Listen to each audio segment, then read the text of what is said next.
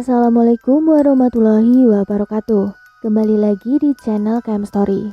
Pada kisah kali ini, Mimin ada sebuah kisah nyata yang ditulis oleh Kak Yosiros.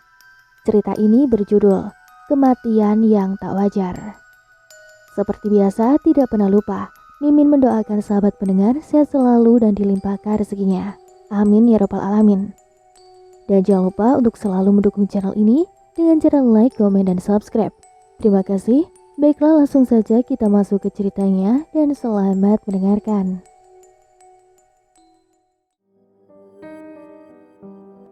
Pa, Mama mau lahiran di rumah mamaku. Papa mau ikut gak? Tanya Ani kepada suaminya Parman sambil membereskan pakaian yang akan dia bawa. Enggak, Ma. Kamu saja dulu yang ke sana. Nanti kalau sudah mau lahir, Papa baru ke sana. Lagian Papa nggak bisa tinggalkan pekerjaan Papa. Ujarnya sambil menghisap rokok yang berada di sela jari tangannya. Ya sudah kalau begitu, Mama nitip hadiah. Iya kan, ada nenek sama bibinya di sini. Mereka pasti mau jaga cucunya. Ani sudah membereskan barang yang akan dibawa besok, sambil mengelus perutnya yang semakin membesar. Ani mulai membaringkan tubuh lelahnya di antara Parman dan anaknya Hadi, anak ketiga dari suami yang ketiga. Ani dan Parman tinggal di sebuah kampung di daerah Duri, Riau. Ani merupakan adik kandungku, sementara Parman adalah suami yang kerjanya serabutan. Biaya hidup mereka saja masih dibantu oleh orang tua, membuat Parman malas bekerja. Rumah yang mereka tempati adalah rumah warisan dari almarhum kakek. Singkat cerita, pergilah Ani ke rumah mamanya yang jaraknya lumayan jauh, memasuki daerah perkebunan sawit. Sesampainya di rumah mama, Ani pun beristirahat karena memang perjalanan dari rumahnya ke rumah mama sangat melelahkan. Mana sendiri dengan kondisi hamil tua pula. Orang tuaku sangat marah kepada Ani karena suaminya tidak mengantarkannya. Singkat cerita, Ani pun melahirkan bayi perempuan.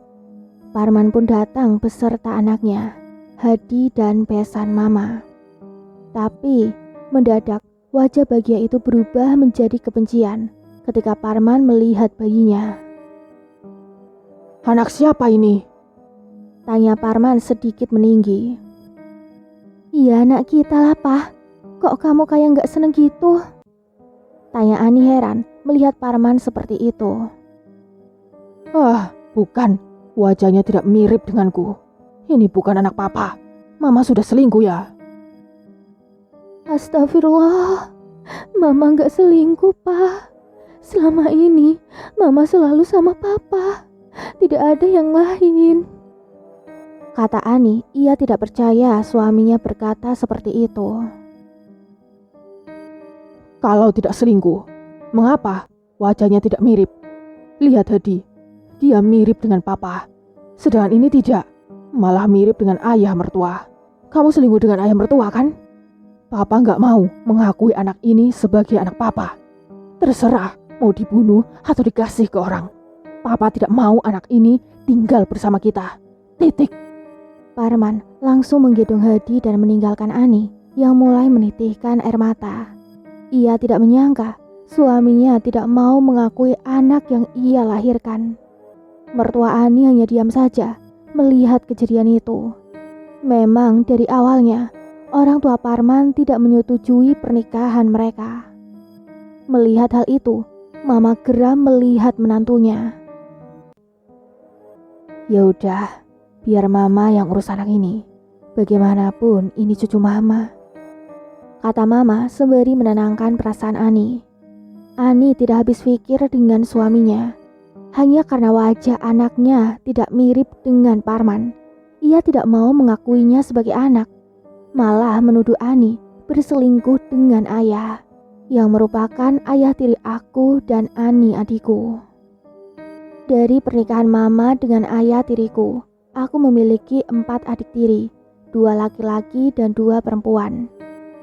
Tapi saat Mama mengandung anak yang keempat, Mama mengalami keguguran. 2 minggu pasca melahirkan, Ani pulang bersama suami dan anaknya, tapi tanpa bayi yang baru saja dilahirkan. Mertua Ani sudah pulang duluan. Mama mengurus cucunya dengan penuh kasih sayang. Ani dan Parman tidak pernah menanyakan keadaan anaknya. Sepertinya memang tidak mau mengakui anak. Beberapa tahun kemudian, bayi yang ditinggalkan Ani telah tumbuh menjadi gadis kecil yang lucu. Usianya menginjak 5 tahun. Sedang asyik mengurus cucunya, mendadak ayah sakit. Awalnya tidak tahu kenapa. Tiba-tiba kaki ayah mengalami mati rasa. Berjalan pun kakinya sudah diseret-seret. Tapi ayah tidak begitu merasakan sakit yang dideritanya. Ayah tetap melakukan aktivitasnya seperti biasa. Hingga suatu ketika, kedua kaki ayah mengalami lumpuh dan harus berbaring di tempat tidur. Kian hari, keadaannya semakin parah. Hingga akhirnya dirujuk ke salah satu rumah sakit di Pekanbaru. Tapi hasilnya nihil. Ayah tidak menderita sakit apapun. Keuangan mama pun hampir menipis. Ayah dibawa pulang dan dirawat di rumah. Mama memutuskan untuk menjual rumah warisan yang ditempati Ani dan Parman untuk biaya berobat ayah. Setelah sembuh nanti akan diganti dan langsung dibagikan sesuai wasiat almarhum kakek. Sakit yang diderita ayah semakin parah. Sesuatu yang aneh pun terjadi. Hampir semua gigi ayah terlepas sendiri dari gusinya, hingga menyisakan 1 gigi depan saja. Ayah mulai meracau tidak karuan. Ayo pulang, ucap ayah sambil mengangkat tangannya mengajak pulang. Mama sudah pasrah dengan keadaan ayah yang semakin hari semakin memprihatinkan. Suatu ketika, ayah menjatuhkan tubuhnya dari tempat tidur. Ia berusaha menggeser tubuhnya untuk keluar dari kamar. Alangkah terkejutnya mama melihat ayah sudah berada di depan pintu rumah dengan keadaan tanpa sehelai benang di tubuhnya. Dengan bantuan kedua anak lelakinya, mama menggotong tubuh ayah menuju kamar sambil memperingati ayah agar tidak seperti itu lagi. Tapi mulut ayah terus meracau. Aku mau pulang. Tak terasa ada bulir bening di sudut mata mama. Tiba-tiba mama menelponku dan menceritakan tentang ayah. Tanpa menunggu lama, aku langsung berangkat ke rumah mama. Sesampainya di sana, aku mendengarkan ayah meracau. Ayo pulang, ayo pulang. Mama menuntunku ke kamar ayah. Aku melihat tubuh yang hanya kulit dan tulang saja. Tak ubah seperti tengkorak hidup. Aku mencium tangan ayah dan ia mengenaliku. Yos, ayo pulang, Kata ayah, tangannya menggapai tanganku. Pulang kemana ayah? Tanyaku yang berusaha menahan air mataku agar tidak jatuh. ke sana. Kata ayah sambil menunjuk ke arah rumah anak lelakinya yang berada di samping rumah mama. Aku semakin penasaran, kenapa pulang ke sana? Sebenarnya ada apa di rumah itu? Semenjak aku datang, ayah meracau terus, membuat seisi rumah khawatir dengan keadaannya. Beberapa bulan yang lalu, ayah masih memakai baju. Tapi kali ini, ayah hanya memakai pampers, ukuran dewasa saja. Seringkali ayah mengeluh, merasa tubuhnya panas yang luar biasa. Itu sebabnya, mengapa ayah tidak memakai pakaian lagi. Untuk berbicara saja sudah tidak bisa. Mau mandi juga harus dibopong. Entah apa yang membuat ayah seperti itu. Tanpa berpikir panjang, aku ambil gawaiku dan menelpon temanku. Dia adalah Cak Meduro, yang bisa melihat apa yang terjadi dengan ayah. Assalamualaikum, Cak. Waalaikumsalam, ada apa Yos? Tanya Cak Meduro dengan logat khas Maduranya. Cak, minta tolong bisa terawang ayahku. keadaannya semakin parah, Cak. Aku mulai menceritakan kenapa ayah bisa menjadi seperti itu. Dari jauh, Cak Meduro sudah tahu sesuatu. Ayahmu sakit dibuat orang, dan orangnya ada di sekitar kalian, masih termasuk keluarga. Masih keluarga. Jadi selama ini ayah sakit diguna-guna oleh keluarganya sendiri. Tapi siapa? Pikiranku dipenuhi dengan pertanyaan. Nanti malam kan malam Jumat. Nah, kalau kamu mau tahu siapa orangnya, ambil air segelas, lalu pegang. Usahakan gelas itu di atas kepala ayahmu. Lalu bacakan sholawat Nabi sebanyak mungkin. Kalau terjadi sesuatu, jangan putus baca sholawat Nabinya. Nanti salah satu dari saudaramu ada yang duduknya gelisah dan terlihat emosi jika melihatmu. Nah, dialah yang membuat ayahmu seperti itu. Jelas, Cak Meduro. Lalu percakapan kami hentikan karena waktu menjelang sore. Dan aku sudah tidak sabar ingin tahu siapa orang yang sudah membuat ayah seperti ini. Hingga waktu maghrib pun tiba. Semua saudara berkumpul, kecuali anak lelaki ayah yang tinggal di sebelah rumahnya. Kebetulan anaknya kebagian shift malam di sebuah perusahaan sawit, tempat anaknya bekerja. Ternyata ada Parman dan Ani di antara kami. Aku meminta mereka membaca sholawat Nabi sebanyak mungkin. Aku mulai menggenggam gelas berisi air tepat di atas kepala ayah, sambil memohon perlindungan dari Allah. Sebelum memulai bacaan sholawat, ayah terlihat tenang dan tertidur.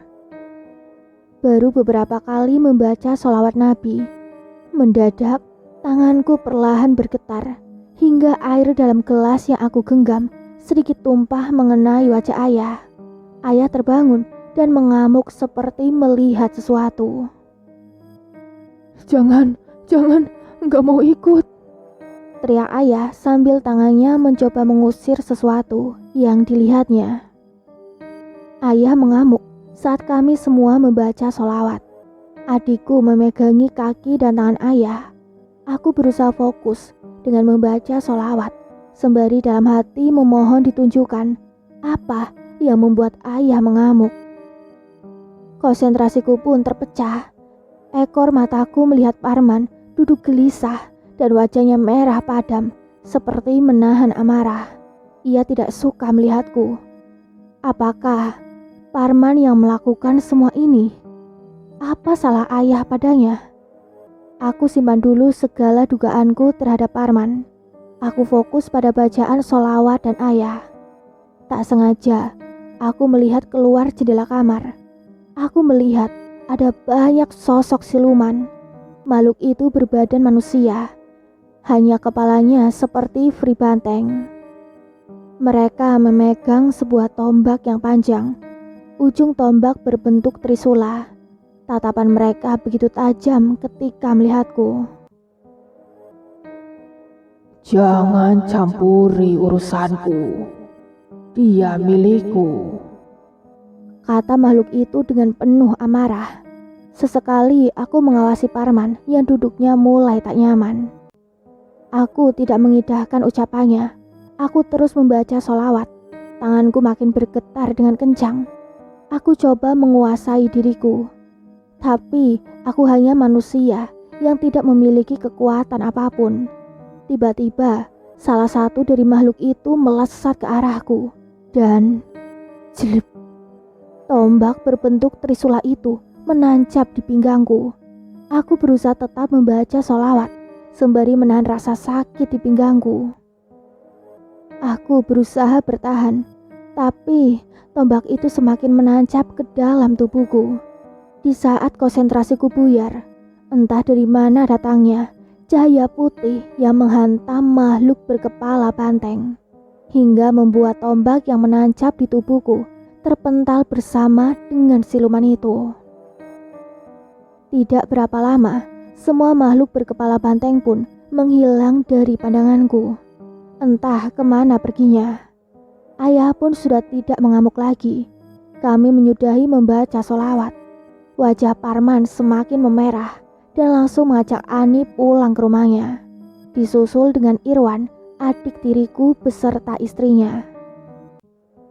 Aku duduk di samping Mama, menahan sakit yang luar biasa. Mah, si Parman sama Ani tinggal di sini, bukannya di daerah Duri? Tanyaku sambil meringis menahan sakit. Rumah yang ditempati sama Ani sudah Mama jual untuk biaya berobat ayah. Rumah itu kan dibeli pakai uang warisan almarhum kakek. Nanti Mama ganti uangnya kalau ayah sudah sembuh. Begitulah penjelasan dari Mama. Ani sama Parman tinggal agak jauh dari rumah Mama. Waktu pertama pindah, mereka tinggal di rumah ini. Tapi entah kenapa, mereka marah sama Mama dan mereka cari rumah kontrakan.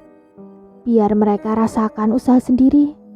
Selama ini mereka hidup bergantung sama Mama dan ayah. Hutang KUD aja menumpuk untuk biaya hidup mereka. Bantu bayarin utang aja nggak mau, malah nyusahin aja. Entah gimana itu hidupnya. Kata Mama dengan nada sedikit kesal dengan kehidupan rumah tangga Ani dan Parman. Aku sedikit geram juga dengan Ani dan Parman. Pemikirannya tidak pernah dewasa. Semua bergantung pada orang tua. Kerjanya cuma minta uang pada orang tua, selagi orang tua masih menghasilkan uang. Kamu kenapa? Tanya Mama saat melihatku menahan sakit. Tadi waktu baca sholawat, aku ditombak sama siluman, Mah. Kayaknya siluman itu mau bawa ayah. Jawabku, lalu aku menceritakan soal ayah sakit yang diguna-guna oleh keluarganya sendiri. Dan ciri-cirinya orang yang mengguna-gunai ayah mengarah ke Parman. Ini, maaf ya Mah, sebenarnya ayah itu punya masalah apa sama Parman hingga dia tega buat ayah seperti ini. Aku mencoba menahan sesak di dada.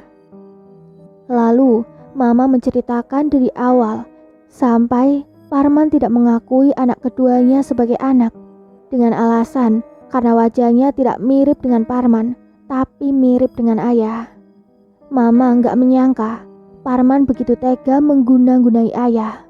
Padahal selama menikah dan punya anak, hidup mereka dibiayai oleh ayah.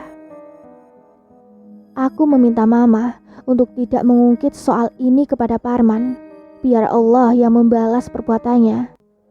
Karena malam sudah larut, kami beristirahat. Sebelum tidur, aku melihat ke kamar ayah. Begitu lelapnya tidur ayah.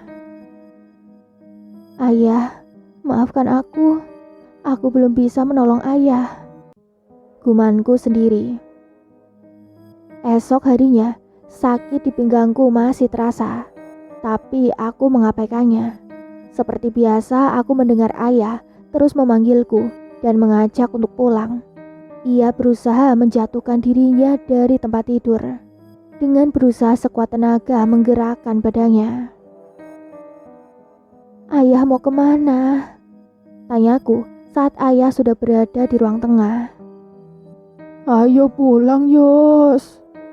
Kata ayah, tangan ayah memberi isyarat. Pulang kemana? Ini kan rumah ayah.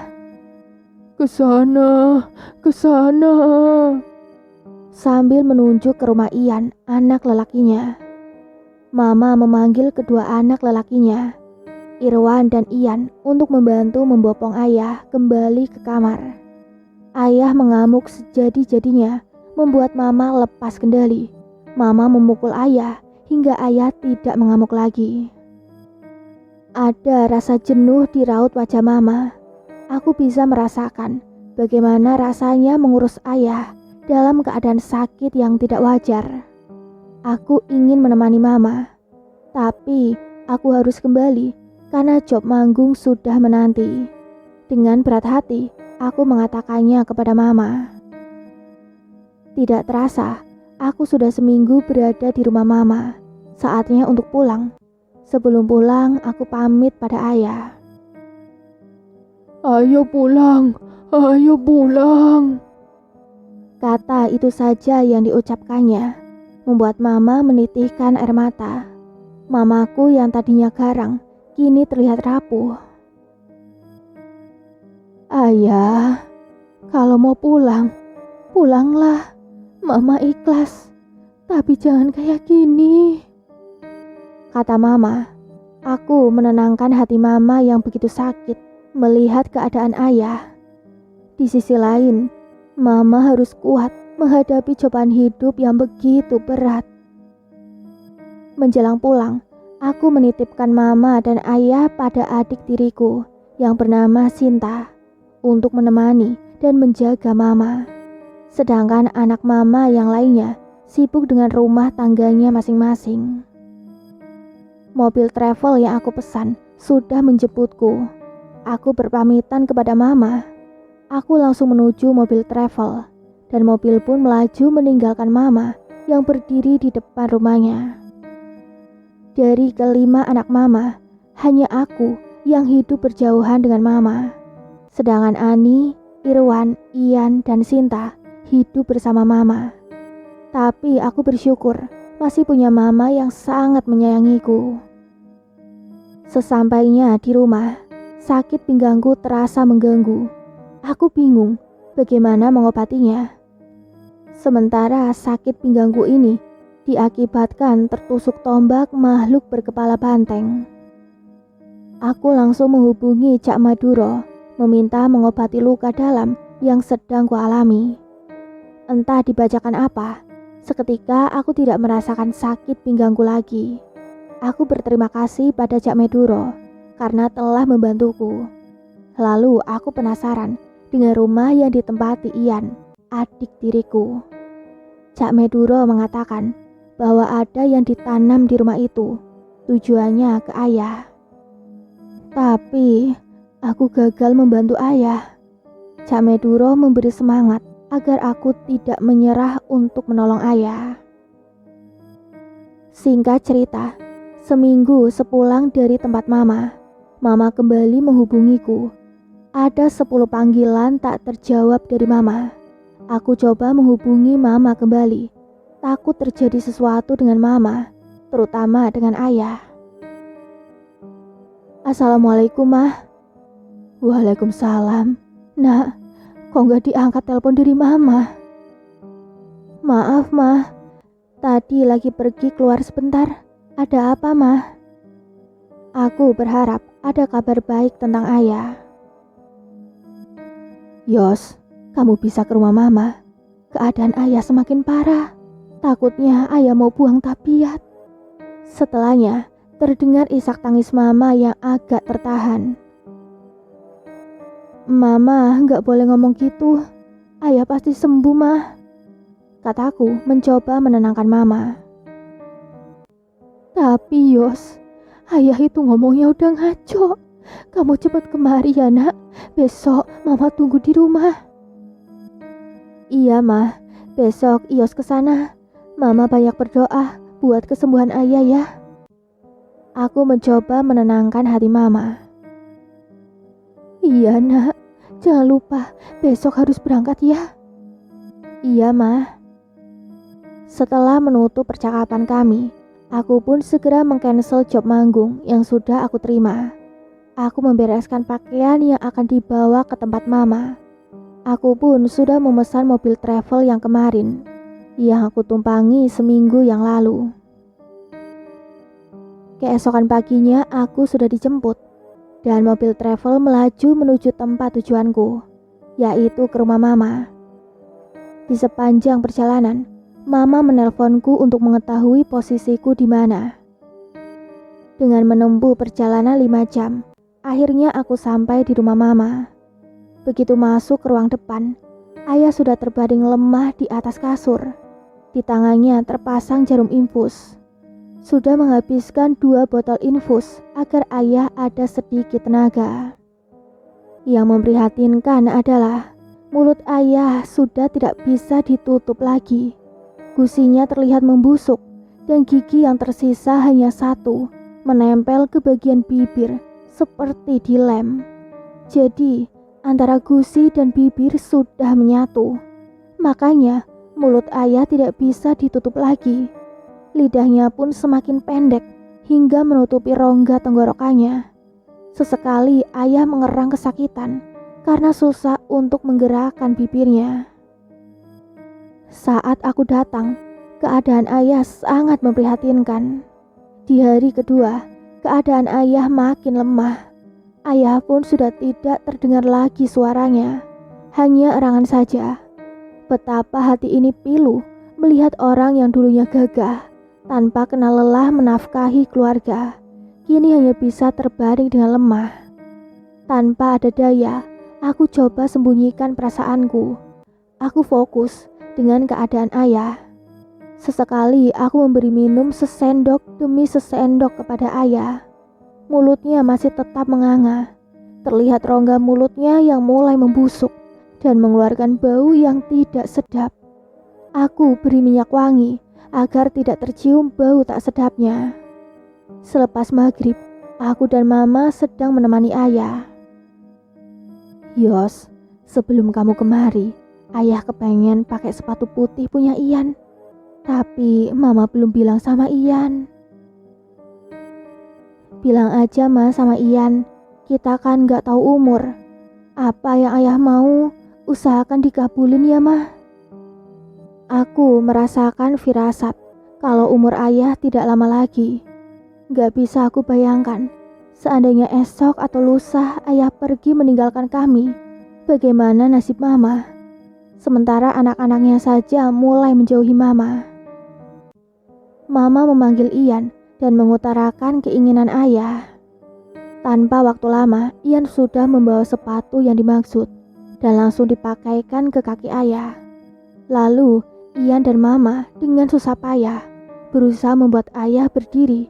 Betapa inginnya ayah memakai sepatu milik anak lelakinya. Perlahan, ayah dibaringkan kembali.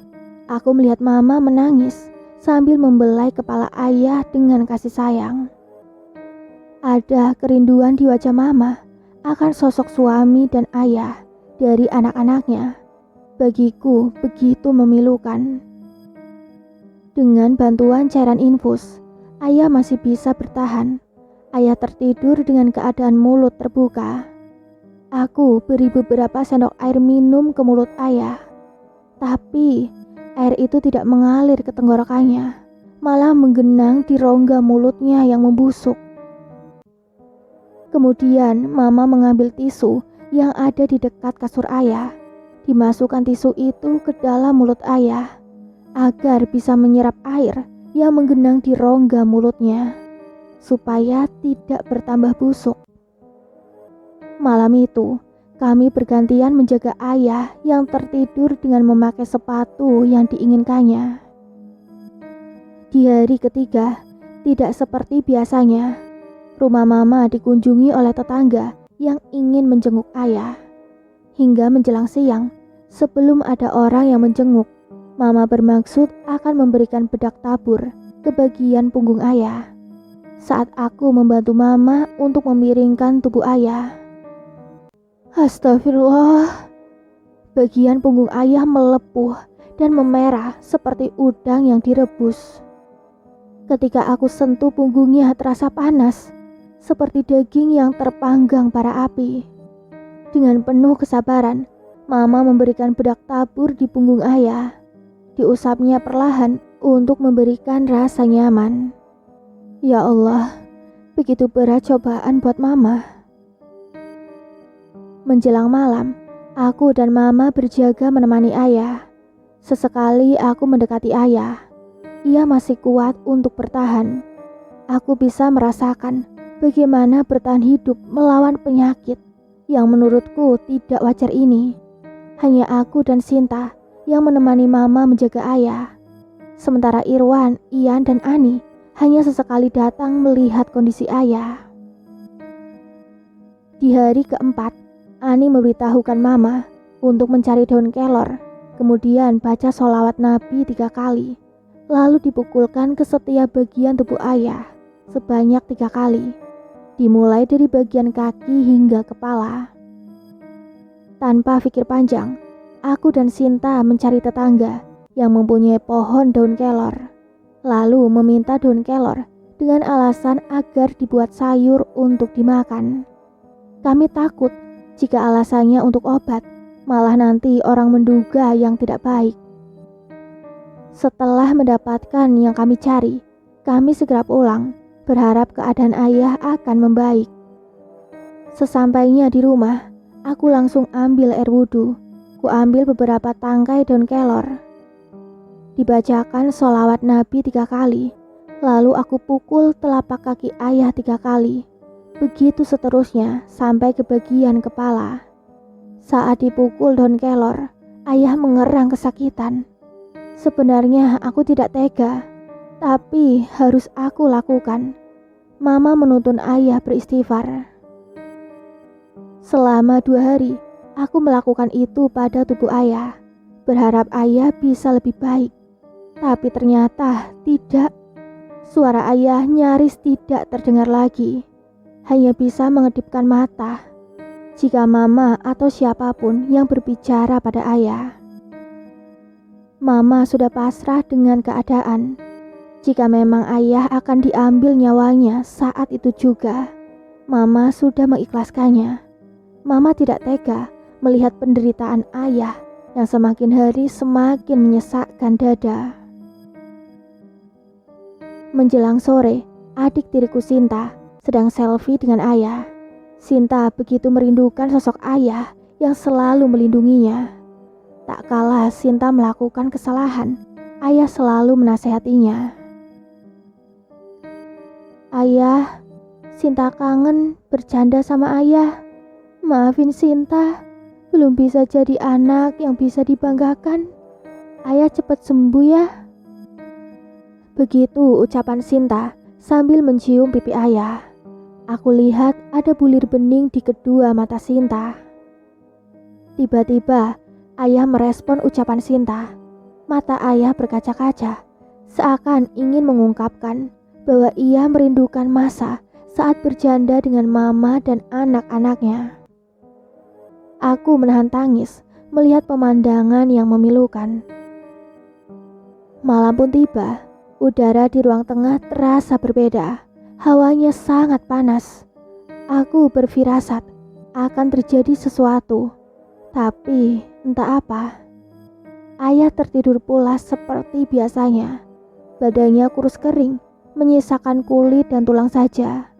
Wajah ayah menghitam, mulutnya ditutupi dengan masker agar tidak dihinggapi oleh lalat.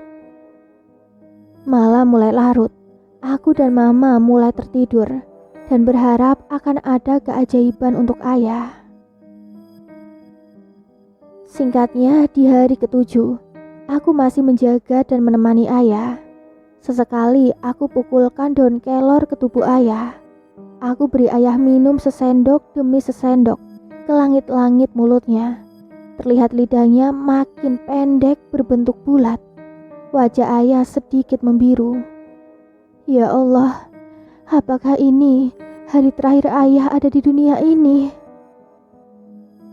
Menjelang siang, Ani datang melihat keadaan ayah.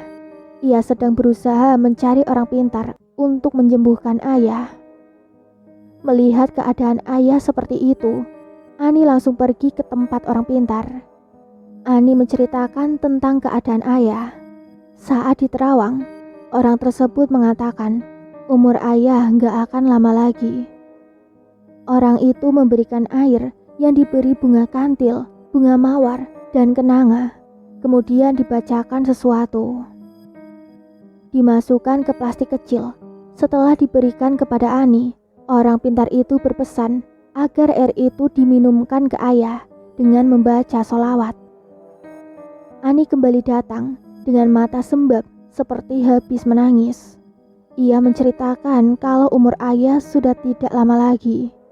Aku dan mama tidak memberitahu Sinta, takut jiwanya terguncang. Ani memberikan air pemberian dari orang pintar tersebut dan kutuangkan ke gelas. Aku ambil sesendok air. Aku bacakan sholawat Nabi, lalu diberikan ke mulut ayah. Dengan hati-hati, sesekali aku memberikan air itu melalui langit-langit rongga mulut ayah. Karena hampir semua gusi bagian bawah sudah membusuk. Selesai meminumkan air itu, mata ayah berkedip-kedip seakan ingin berbicara sesuatu. Tapi tidak ada yang mengerti apa yang dirasakannya saat itu. Aku masih memukulkan daun kelor ke tubuh ayah. Sesudah itu aku beri beberapa sendok air minum yang berisi kembang 3 rupa. Aku pegang kaki ayah yang mulai dingin seperti es. Ketika sedang asyik ngobrol bareng, tiba-tiba aku, Ani, dan Mama merasakan kantuk yang luar biasa. Akhirnya kami semua tertidur mengelilingi ayah yang saat itu sedang tertidur. Tiba-tiba aku dibangunkan oleh Ani yang begitu panik karena kondisi ayah mulai drop. Bergegas aku melihat ayah. Nafas ayah mulai tersengal-sengal. Aku pegang kakinya, sudah dingin sekali. Lalu aku membisikkan kalimat syahadat di telinga ayah. Tanganku memegang tangan ayah, tepat di urat nadinya. Aku terus membimbing ayah. Sepertinya ayah kesulitan mengucapkannya karena bibir dan rahangnya sudah lama menyatu dan membusuk. Aku terus membimbing ayah, demikian juga dengan Mama. Kalau ayah pergi, Mama ikhlas. Maafin Mama. Mama suka bentak-bentak ayah. Baca syahadatnya biar dimudahkan jalan ayah. Tangis Mama agak tertahan. Saat itu ada Sinta dan Ani yang membantuku. Ketika aku mengucapkan syahadat yang kesekian kalinya, urat nadi ayah mulai melemah dan tak terasa denyutnya lagi. Aku memperhatikan di sekitar leher ayah. Masih ada denyutannya. Aku terus membimbing ayah. Nafas ayah semakin melamban. Terdengar suara ngorok dari mulut ayah saat menanggapi sakaratul mautnya. Dengan sisa tenaga yang ada, ayah mengucapkan 2 kalimat syahadat sebanyak 3 kali, walau agak terbata-bata. Ayah mengorok dengan kuat sebanyak 3 kali. Aku melihat wajah ayah menahan kesakitannya dengan denyut leher ayah yang sudah berhenti. Aku memeriksa denyut jantung ayah dan innalillahi wa inna ilaihi rajiun. Kalimat itu yang terucap dari bibirku menandakan ayah sudah dijemput malaikat maut menghadap Sang Pencipta. Ayah pergi dengan keadaan mulut ternganga dan mata terbelalak. Tepat jam 6 sore, ayah wafat. Mah, ayah udah gak ada. Kataku, pecah tangis Mama, Ani, dan Sinta saat mengetahui ayah sudah tiada. Mama memanggil Ian dan Irwan, memberitahu kalau ayahnya sudah tiada. Ian dan Irwan datang dan duduk di samping ayah yang terbujur kaku. Ada penyesalan di wajah kedua anak lelaki Mama, karena di saat terakhir ayah, mereka tidak bisa menemaninya karena sibuk dengan pekerjaan mereka.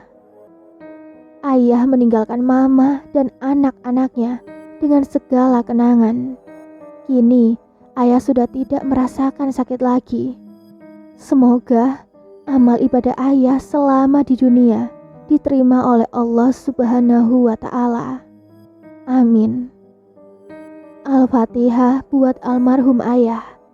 Dengan cepat, Mama mengikat mulut ayah dengan perban agar tidak terlalu terbuka lebar. Dan orang yang melihatnya tidak tahu kalau di dalam mulut ayah sudah membusuk. Kemudian wajah ayah ditutupi kain putih yang sudah diberi minyak wangi. Esok harinya, jenazah ayah dimakamkan selesai sholat zuhur. Semua berjalan dengan lancar, tidak ada keganjilan saat pemakamannya. Kami mengiring jenazah ayah ke tempat peristirahatannya yang terakhir. Begitulah akhir hidup almarhum ayah tiriku yang kematiannya tidak wajar. Demikian akhir kisah ini. Mimin berharap orang yang jahat dengan almarhum ayah tiri Kak Yosi mendapat balasan yang setimpal di dunia maupun di akhirat nanti. Bukannya Mimin jahat, tapi mendengar ceritanya saja Mimin sudah merasa tidak terima, apalagi Kak Yosi sendiri. Tapi memang benar adanya, perbuatan jahat akan dibalas dengan hal yang setimpal, karena Allah Maha Adil. Mimin mengucapkan banyak terima kasih atas doa dan support sahabat pendengar KM Story. Mohon maaf atas segala kekurangan. Semoga sahabat pendengar sehat selalu dan lancar rezekinya. Amin ya robbal alamin. Tunggu kisah lainnya di video selanjutnya. Mimin pamit undur diri. Wassalamualaikum warahmatullahi wabarakatuh.